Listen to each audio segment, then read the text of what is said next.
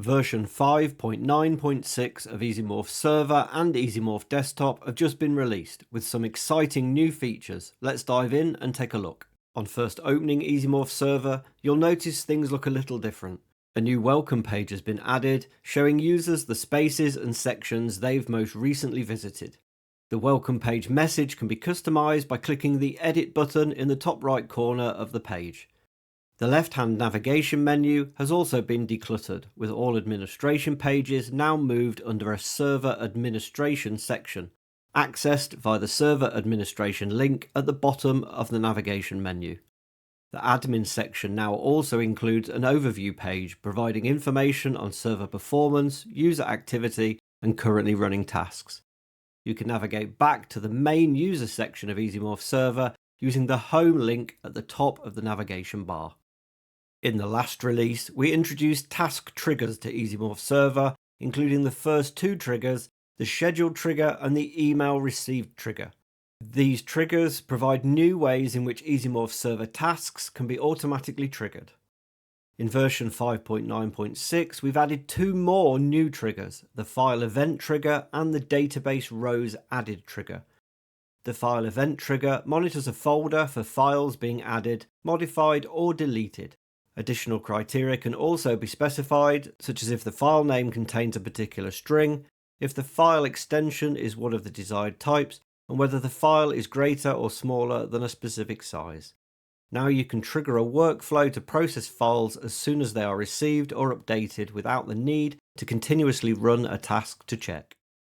The second new trigger is the database rows added trigger, which allows you to monitor a specific database table and run an EasyMorph task if changes are made. This trigger works with any database connector configured within the EasyMorph Server Space repository, and so supports Microsoft SQL Server, MySQL, Oracle, MariaDB, Postgres, Amazon Redshift, and many more. This trigger has two modes. The first is to monitor the number of rows in the table, triggering the task if the number of rows increases. This mode is specifically useful in scenarios where records can only ever be added to a table, such as a financial account ledger or a log table. Alternatively, the trigger can monitor the maximum value in a specific numeric field, triggering the task if it increases. This option is most useful for tables which have either an auto-incrementing numeric ID field, or a created or last updated field which contains a numeric date or timestamp. Now your task can trigger EasyMorph workflows in near real time as the data in your database is updated.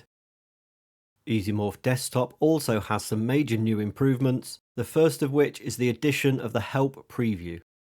When hovering over any action in the Add Action menu, an additional preview of the help for the action will be shown.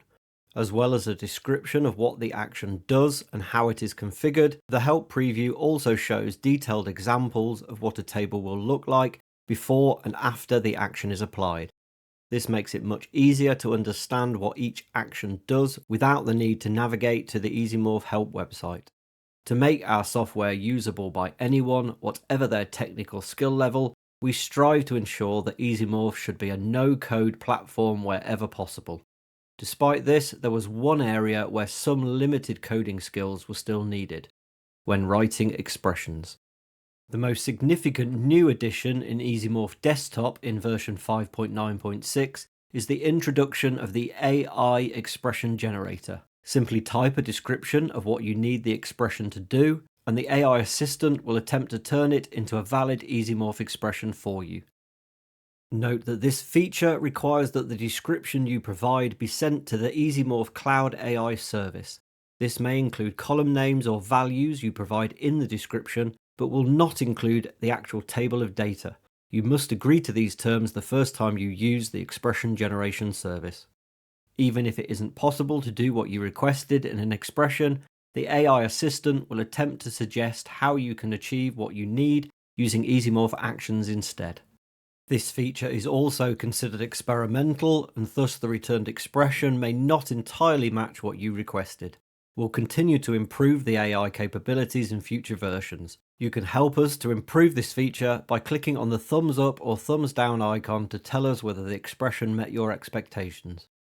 Continuing the theme of AI, Back in version 5.9.1, we introduced the extended search feature, making it easier to find the action you need amongst the nearly 200 available.